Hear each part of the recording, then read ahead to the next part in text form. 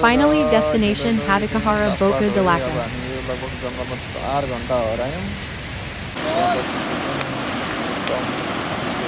ओ दाजु त्यो हात्ती छराले नै काले बनाउने भयो ज्यान लिएर जस्तो पो छ